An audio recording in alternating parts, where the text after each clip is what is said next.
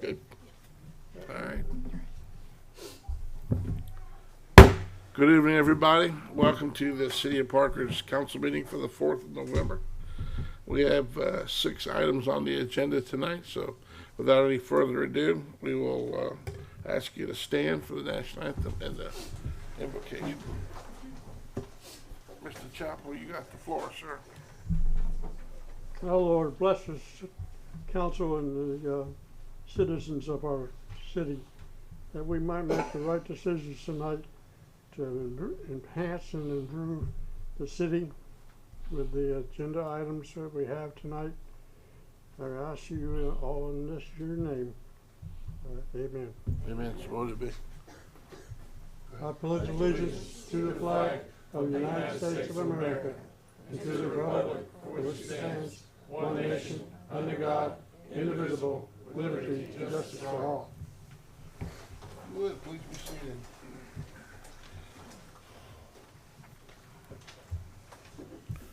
Madam Clerk, you call a roll for me? Miss Barrow? Here. Miss Boterford? Here. Mr. Chappell? Here. Mr. Haney? Here. Mayor Kelly? Here. Before we get started with our agenda, ladies and gentlemen, if there's anybody in the audience who would like to come to the podium and talk about anything that's not on the agenda, please feel free to do that. Okay, with no further ado, we'll move right along. I'm going to pass out something to you, and then I'll tell you the story that goes along with it. Do we want to do the approval of the minutes first? Oh, I'm sorry. I didn't know there was. Yes, you're right. I appreciate that, Miss Barrow. I make a motion that we approve them as presented. Second.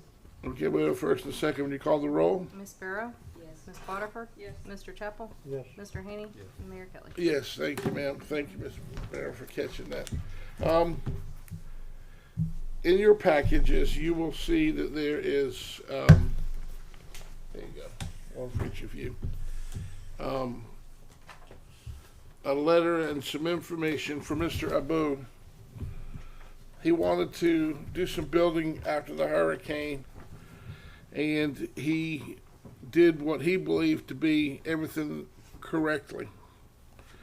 It went to the planning council and it was denied. And it was denied for a multitude of reasons. Anyway, about a month ago, he came to me and I sat down with the Mr. Boyd, the building department person, with Mr. Abu, his wife, and a business partner of theirs, and we went through their entire package.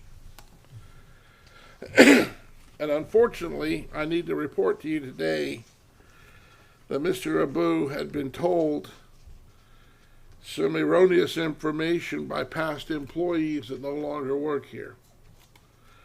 And based upon that information, he did the things he was told to do and paid out thousands of dollars for permits and so on and so forth, which ended up being incorrect, and he was denied. You will see in the packages I just passed out to you a letter from a past city clerk. You see the date on it, where it was recommended that he do what he did and move forward. And the second document, if you look at part 5, it doesn't show up as clearly here on as it does the original draft, where he was recommended to move forward and do what he wanted to do, and that was put everything back the way it was initially built before the hurricane. If you look at your packages that was denied, you'll see that what Mr. Abu wanted to do was to put everything back the way it was. 8 new townhomes right back where the 8 townhomes had been leveled in the hurricane. And through a multitude of mistakes, he was given erroneous information. Yes, he could. No, he couldn't. Yes, he may. Maybe not. Go to EPCI. Don't go to EPCI. Get a permit. Don't get a permit. Do this, do that, do this, do that. And those documents I just handed you are absolutely for sure what happened. And I've looked into this for a period of about 3 weeks. And what I'm asking you to do, council, is I'm asking you to vote in the affirmative with a motion to let Abu and his company build back those 8 townhomes that were on South Lakewood before the hurricane. They're obviously, they're bulldozed smooth now. And I'm not sure what I can do about the amount of money he has paid, but he has paid thousands of dollars out in permitting and has been denied the opportunity to be able to build back the structures. If he is able to build them back, it will bring 8 new forms of revenue to the city through taxation and through water and sewer. And I'd like the council to vote to give him back his give him back his buildings.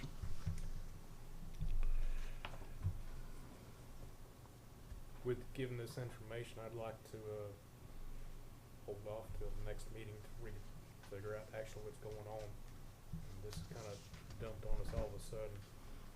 I'd like to look a little further into it and see what's happening. Yeah, cause I'm kinda with John on that one, cause I was looking at his questions, and specifically question number 2 asked if this was it a fault of the owner? And it kind of was, because it says that the previous development orders were expired. Okay, but I'm open to whatever you want to do. It says the hardship is not a result of the actions of the owner and is not based solely on desire to reduce development costs. But it is a result of the owner.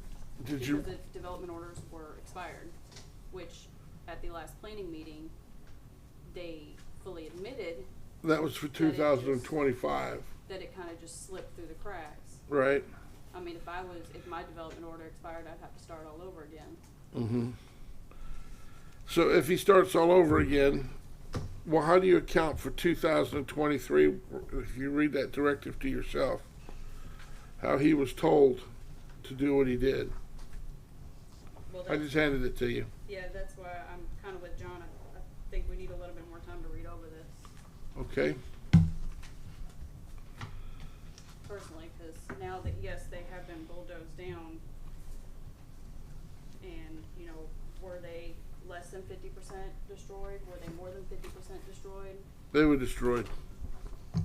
They were destroyed. But if you look at the photographs of the property that came in your package, there's pretty much no way to put them back any other way than they are currently built in that neighborhood. You'll take away the aesthetic of the neighborhood if you change the type of construction, so the other houses won't match.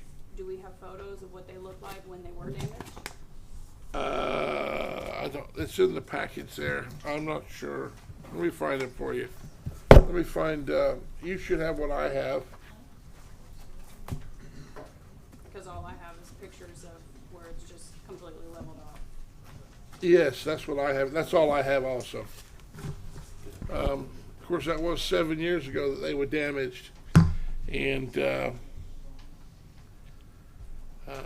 this has gone back and forth with attorneys and permitting, and nobody's been able to, till now, have a solution. And I agree with John also that it never should have got to us without this being resolved before it came here.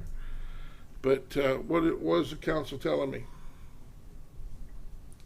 Well, I think we've, the hurricane was 5-6 years ago, and ever since then, the land has been cleared, and I think we've been kind of given the runaround. So I think it's about time to go ahead and make a decision on letting him build the buildings and get revenue coming into Parker, which we could already be getting the revenue by this time. It don't take no 7 or 6 or 5 years to build apartments. It takes a while, but it don't take that long.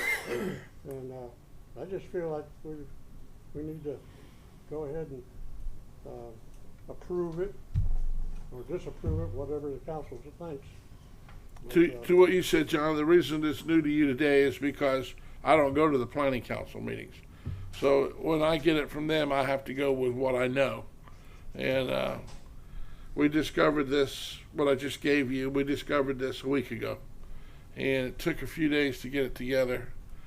And with Kevin looking it up and helping me find it, and then Boo looking it up and helping me find some of the documents from his notes. That's how I came up with these documents in front of you. Ms. Barry, do you have anything? Well, I agree with what you're saying, but if these two council members feel like that they need to read it and look at it, now, being fair to them, I at least give them time to look at it and then bring it back to the council. I don't have a problem with approving it, but I just think we give them time to read, figure out. My what thing they- is he planning on building it to the same footprint? Exactly. I'm gonna go right back exactly the way it was. Alright, I'll make a motion to approve them and let him rebuild them. Okay. I'll abstain. I'm sorry, sir. I'll abstain. Okay. You call a roll then? Ms. Barrow? Did he second? Who seconded? No, you No, sir, we need a second. I'll second. Okay. Ms. Barrow? Yes. Ms. Boterford? Yes. Mr. Chapel? Yes. And Mayor Kelly. Yes. Now, in the ethics class we just took renewal on, I don't think you can abstain, John. It's the only time you abstain is whenever you have a. But it's gotta be something in conflict with you. Well, I have conflict without having this information instead of just coming into a meeting and seeing this in front of me right now. Okay, I understand. I'm not gonna make a vote. All right. I don't have all the information to make Okay. a decision. Okay. To be honest with you, sir. Make sure you annotate the record that way. All right. Well, thank you, council. Let's move on to the next item. This is for, planning commission recommendation was approved for the application for Mr. Dykes. And it's a pretty lengthy one. It's right here in front of you. Hey, Mr. Dykes.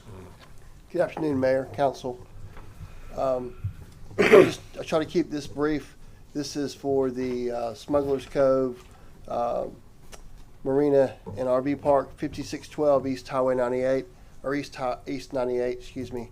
I am here on behalf of Smugglers Group LLC, asking for the council's permission and approval to be able to construct a 40-slip marina in the water at the foot of our property.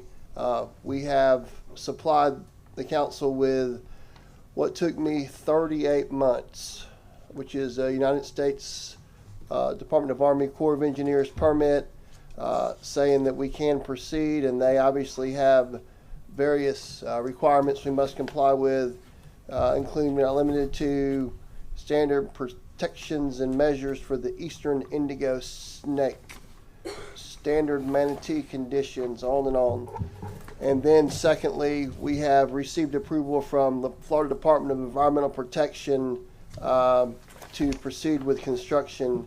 So we've been federal, state, and now we're local, and we're hoping that y'all will allow us to proceed and build the marina.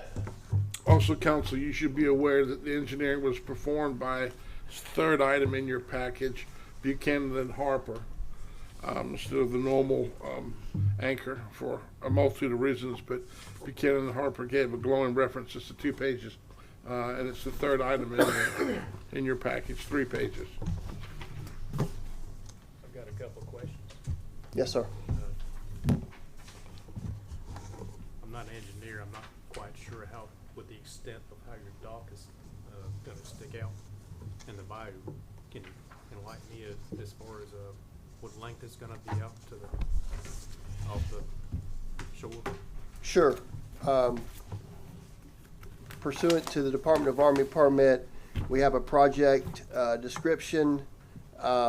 It's going to be a total of 40 slips, 269 pylons, a total of 6,611 square feet over the water.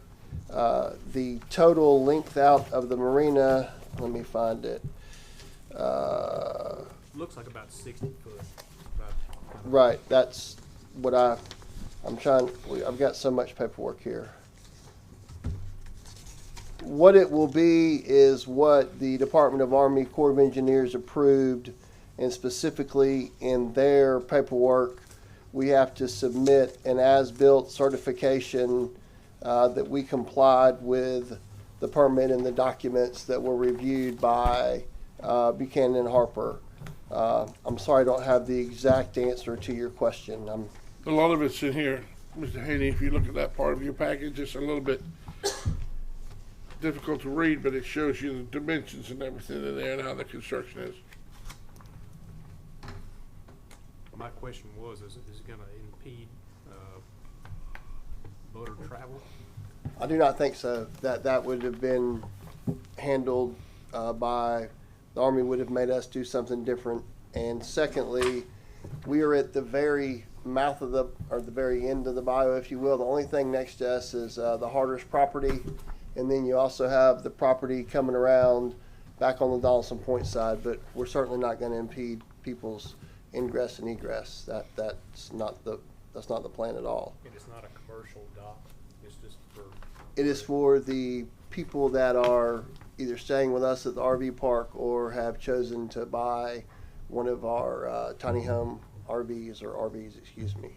So, You wouldn't expect anything over 30, 40 foot. um, I mean, I wouldn't think nothing that big would get back. to the yeah, bayou. well, it's actually a lot deeper back there than you might think. But matter of fact, Mr. Harders has got one of their big ships tied up in the back. It's good depth in there. There, you can look at the slip size. There's 5 slips that are going to be 3 by 35, 5 that are going to be 2 by 35, and so the largest is the 7 2 by 40 slips, and then the 2 by 52 slips. So that would tell me the largest boat's going to be right at about the 50 foot. But it is going to be more. What we're trying to cater to is people that want to go to Shell Island, people that want to go have dinner at Uncle Ernie's or Bio Joe's, that kind of thing. We also think we can complement the full service marina at Pier 98. So that's what we're headed for. Well, you're not looking forward to anybody living on their boats? No, this is no liveaboards. No, sir. Understood. No, sir. I'd like to make a motion to approve this dock project. Got a motion and a second, ma'am. Call the roll. Okay, Ms. Barrow? Ms. Boderford? Yes. Mr. Chapel? Yes. Mr. Haney? And Mayor Kelly? Yes. Good luck, Mr. Dykes. Thank you all so much. Thank you. It took a long time, didn't it? 37 long months. It's a good place to put your boat too if a hurricane comes, because the way it's situated, Right. your boats can not be damaged by the hurricane. Yeah, it is protected there. Final question, and if I may ask, does our contractor now need to come get a building permit from EPCI, or is this what we had to have and now we go? I think now you get it from EPCI. You wait for the approval from Miss Bundy. Okay. See Kevin Boyd in the office, and he'll square you away with your documentation. Take it down to EPCI, pay them some money, and start building. We're gonna do Slips. it. Y'all gonna like it. Thank you so much. guys. Thank you, Thanks sir. so much, Mayor. A Y'all lot of work went into that. did. Okay. Tonight, Mr. Sloan is out, so our clerk is going to read the second reading for possible adoption. No? Not yet. Partial combination. I'm sorry. Yeah, this is for, now I know why you're here. Are the people, is Sabrina Hancock here, or Hancock? Are they here? Is anybody here that owns it? She's, yeah, she's the daughter of the owner. You got, remember like the last time we needed the paperwork to, I do have the paperwork saying that I can speak on their behalf. okay, is that sufficient? Yes. Okay. Okay, come to the podium if you would. What can I, how We can don't know yet, I? Okay. Madam Clerk. Yes, she supplied the paperwork saying that she can represent, and they were requesting to combine the parcels. So she could put a pool in or something? Eventually, yes. Yeah. Now that'll be separate, but As an Okay, accessory. all right. So is there anything we need to read to the council? there's not. It's not. So what we're asking council, what they're asking is permission to consolidate these two lots. That's all it's on that's all they're asking for today, right? Yep, 5123 and 5125 Blue Harbor. 5123, 5120. Get a motion to make him allowed to do it. Got a second? And we have a second. Would you call the roll? Ms. Barrow? Yes. Ms. Boderford? Yes. Mr. Chapel? Yes. Mr. Haney? And Mayor Kelly? Yes. Thank you. Appreciate you. Yeah. Okay, now we can get down to our second reading for public adoption for ordinance 2025-5 429. Motion read. Have a motion to read. We have a second? We have a second. Call roll. And Ms. Sparrow, Yes. Ms. Botiford, Yes. Mr. Chapel, Yes. Mr. Haney, Yes. and Mayor Kelly. Yes. Okay, so ordinance 2025-429, an ordinance of the City of Parker, Florida, amending the land development regulations. Ordinance number 2022-409 as amended to amend certain provisions relating to existing non-conforming development in the city, providing for severability, providing a mechanism for the correction of Scrivener's errors, Yeah. providing for the liberal construction of this ordinance, providing for a repealer clause, and providing for an effective date. Make a motion to adopt. Second. We have a first and a second. When you call roll. Excellent, Ms. Sparrow, Yes. Ms. Botiford, Yes. Mr. Chapel, Yes. Mr. Haney, and Mayor Kelly. Absolutely, yes. Very good. And the last item is the presentation by Ms. Vigil. How are you tonight? I am lovely. How are you? Very good. Thank you, ma'am. I just want to say thank you for having such short, efficient meetings. Yeah. It's not like some of the other meetings I go to. So I'm Jen Vigil. I'm the president and CEO of Destination Panama City. I've been a public servant in Bay County for 30 years now. And I am here at the direction of my board because they see the future of what is coming in Bay County. Obviously, Panama City was the first on the east side of Hathaway Bridge to get a tourist development taxing district. And that was a result of Carol Roberts, the former director of the Bay County Chamber. Essentially, if you guys can rewind about 10 or 15 years, Panama City Mall was dying. All the businesses were leaving 23rd Street. Downtown was a ghost town, and St. Andrews was kind of sketchy to walk through. So they tasked Carol with trying to figure out why that was happening, because all of the other major municipalities, especially coastal ones in Northwest Florida, were thriving economically, and Panama City was failing both economically and in terms of citizenship. Our kids were moving away and not coming back, so we were on a downward trajectory for population growth. Carol went out and found out that what all of the other cities had that Panama City did not have was a revenue stream to promote and market effectively for the support of small local businesses, because it is citizens that invest in their local communities first. In doing that, she was able to convince the elected officials of Panama City to put it to a referendum. In order to have a tourist development taxing district, the tax can only be levied by counties, but the citizens of your own municipality have to vote. You have to go equipped with the support of your citizenship when you approach Bay County and ask them to levy a tourist development taxing district. So I'm here today to talk to you about how that works. Essentially, you have to obviously educate your citizens. A big misunderstanding when people hear tax is that they think that they pay it. Locals do not pay tourist development tax. It is only assessed on properties that are considered short-term rentals under Florida statute. Florida statute defines short-term rentals as anything 6 months or less. That is why commonly you see a lot of residential leases at either 7 months or 12 months long. There in Bay County, we have a 5% tax on all short-term rentals. That tax goes specifically pursuant to Chapter 125.0104 of the Florida statute, which basically dictates how we can spend that money. It has to be used on the promotion and marketing of the destination to travelers. It is a true economic driver. We are expected in our task to bring in outsiders so that they will leave their money here and then go back to their homes. But we like to say that a great place to live is a great place to visit, and even a better place to do business. We know that in terms of economic development, when larger businesses are coming to look at destinations for either new expansion of their business or relocation, that they look at the quality of life that will be available to their future employees.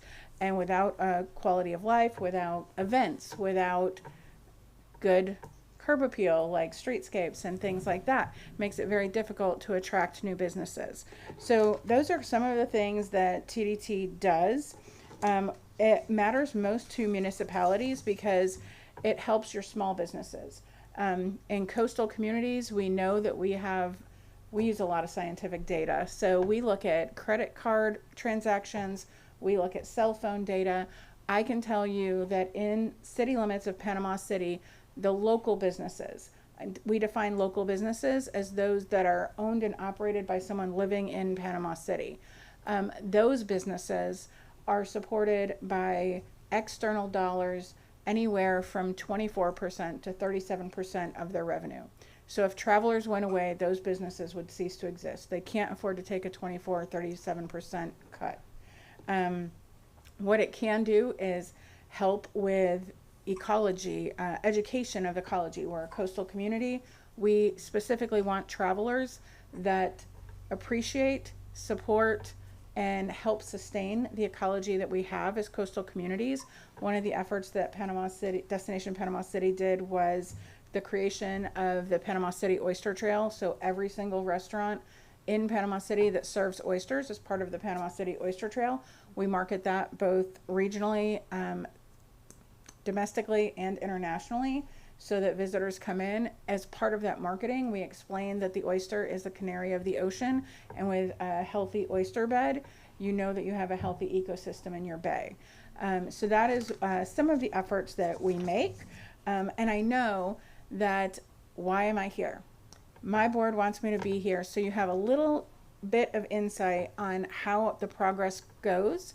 And being that there are 4 communities with Springfield, Parker, Callaway, and Lynn Haven, it would be more beneficial if all of the municipalities attempted to educate the citizenry and have the item on the referendum for citizen consent at the same time. It's sort of the economies of scale. When you all work together, it costs you less to educate.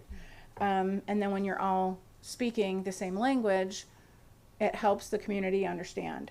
I will say that the reason why this started is because Callaway and Parker hotel owners have both reached out, because while their hotels are doing moderately well, they're not doing as well as the hotels in Panama City. One of the big economic indicators we have, I think you all probably know, Panama City and Panama City Beach are the only 2 cities in the state of Florida that have that 1 cent merchant fee, that extra 1 cent tax. When we first started Destination Panama City 10 years ago, the 1 cent tax was the equivalent of $8 million that went into the city's general fund. With the help of Destination Panama City, that 1 cent tax is now worth almost $14 million that goes directly into the city's general fund to help with other things that the municipality has to pay for. It also results in better standing with the community, and we have over 300 new businesses today than we had the day before the hurricane in Panama City. In terms of Parker, the only hotel that I could find on record was the Parker Inn, but there was no information about it. So what I did was I pulled information from AirDNA. Because you're a coastal community, it just makes sense that you have a lot of VRBOs and Airbnb rentals. For a municipality, that means if you had local legislation where perhaps they would have a business license to operate within the city, that would be a direct revenue stream for the city of Parker. In your area, I was able to count 35, possibly 38 active Airbnb or VRBOs. We are kind of in the slower months right now, so you could potentially have more at a very conservative average daily rate and a conservative occupancy rate. That means that at the 5% tourist development taxing rate that is available in Bay County right now, that the city of Parker would generate somewhere between $21,000 and $25,000 in tourist development taxes. So, of course, if you went forward in pursuing tourist development as a source of revenue to promote and market your city, you could ask Bay County to create your own individual taxing district. Because of the amount of money that you would generate, I highly recommend against it. It doesn't quite make enough money to pay somebody and pay for marketing. So it'd probably be in your best interest to ask for the Bay County to expand the Destination Panama City Tourism Development Taxing District. On the beach, Dan's district, very much like your utility service area, doesn't always match your municipal boundary lines. Tourist development taxing districts often don't match municipal boundary lines. So on Panama City Beach, it essentially goes from bridge to bridge to bridge. So it goes from Inlet to Buchanan to Hathaway. I think the idea in general with some of the other municipalities is that the east side of the bridge become the greater Panama City area, and it go from bridge to bridge to bridge, from Hathaway to Bailey to DuPont. And if you have any other questions, I will be happy to answer them. And you may not have questions tonight, but I'll leave you all with my business card. And if you do have anything or any brilliant ideas, we're here for you. Oh, I forgot to tell you, I did look up your biggest event economic drivers, and it is your skating rink and I think that the name has changed. Saltwater Saloon, I think, is the new name. But I think that was the only other thing that came up as an attraction. Other things that people visited most were grocery stores, fast food, and gas stations. So, but you're getting a marina, so you got a lot to promote. Change is now. coming. Change is coming. But I appreciate it. If you have any questions, let me know. Thank you, ma'am. So you said you found 38? Airbnbs. There's 38 active today. Most of them are on the water. The high concentration is the north side of 98, just east of DuPont Bridge, is the highest concentration of them. It'd be enjoyable to see your list to know if they're paying Well, we taxes can on those go rentals or and- not. We can look that up, they advertise. Right. Is this what we commonly call a bed tax? Correct. That's exactly Correct. what it is. So they don't have to pay bed tax right now because they're not in a tourist development taxing district. One benefit I will say is when they have to start paying a bed tax, you can find out whether or not they're claiming homestead when they potentially shouldn't be. So What is that percentage rate? Remind me. the bed tax right now is 5%, but Bay County does qualify as a high impact tourism community. In order to reach the level of high impact tourism, that allows you to add by voter referendum an additional penny. So should it go to referendum, the citizens of Bay County will have the option to increase from 5% to 6%. Well, the city of Parker, to be able to rent out anything, you're supposed to have a license for that anyway. That's right. That's right. So that's something we And- definitely need to look into, but, we got the big Marriott coming pretty soon, so whenever we get that built, and if they ever get the breeze ever, that ever gets that. There's just a lot of potential just because you're a coastal community, and I think that the desire of my board was to make sure that you knew that this was there, and if you need any assistance or guidance along the way, that I would be there to help you. That'd be good. That'd be very good, actually.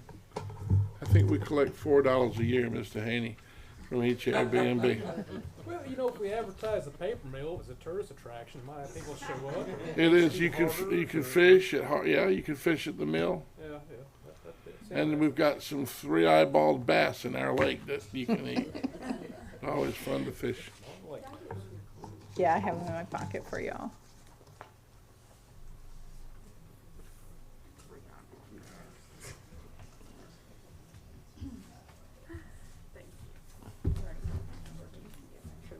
Oh, it's official.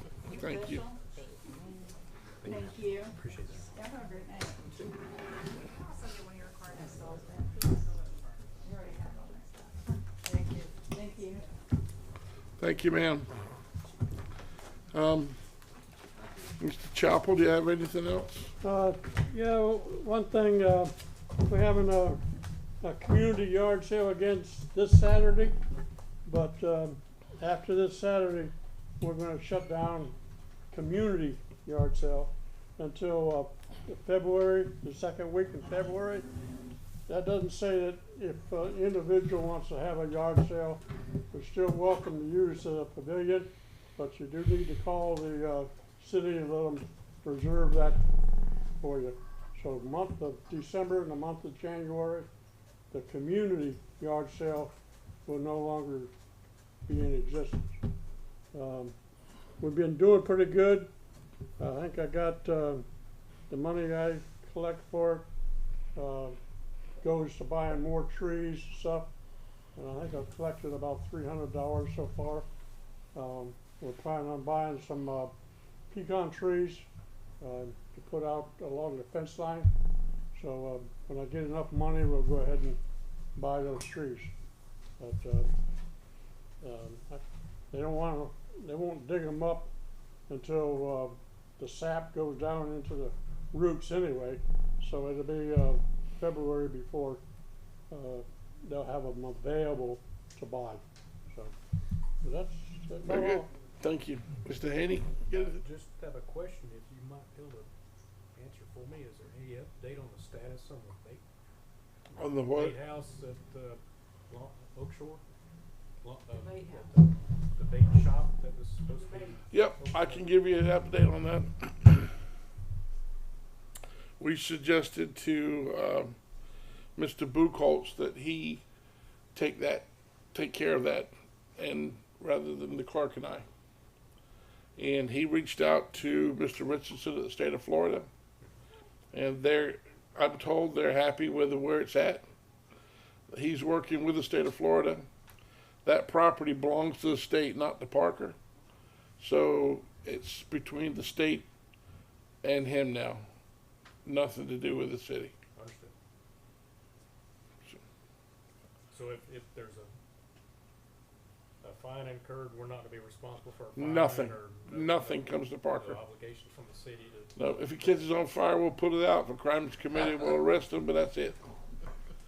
But that part, John, that part is not cut, dried, clear as to who owns what. And it's concerning because there are other parts of the park, like up in the overflow parking, we may not even own it. Well, I understood the property he's put his building on is a 99-year lease through the city, but it's not actually city That- property. This is That the, was leased 99 no, that's not correct. So we own some and they own some.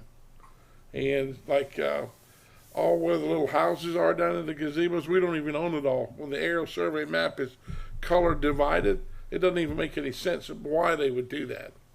You know, you would have thought they just gave that to the city and would be done with it, because we maintain the entire property. But that's where it stands right now. Mr. Richardson, the state said that it was on their piece of property. Buchholz has talked to him, and whatever they worked out amongst themselves got nothing to do with Parker. Thank you. You're welcome. Ms. Barrow? Just want to say that, December the 6th is the Parker tree lighting.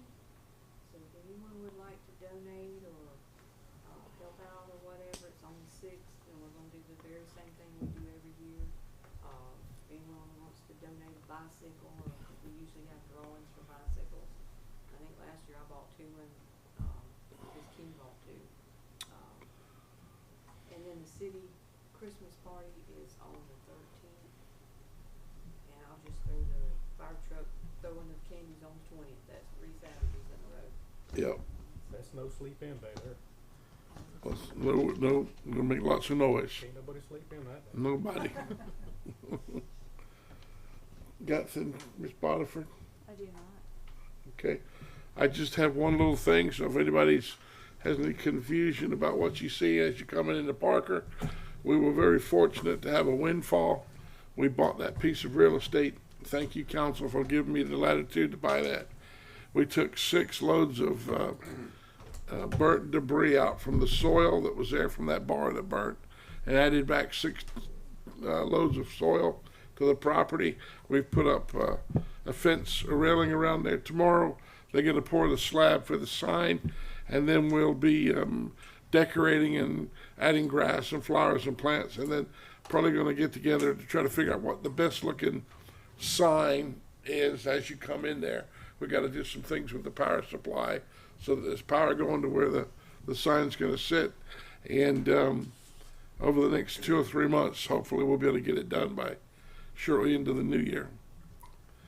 Madam Clerk, you got anything? Nothing? Okay. Thanks, everybody.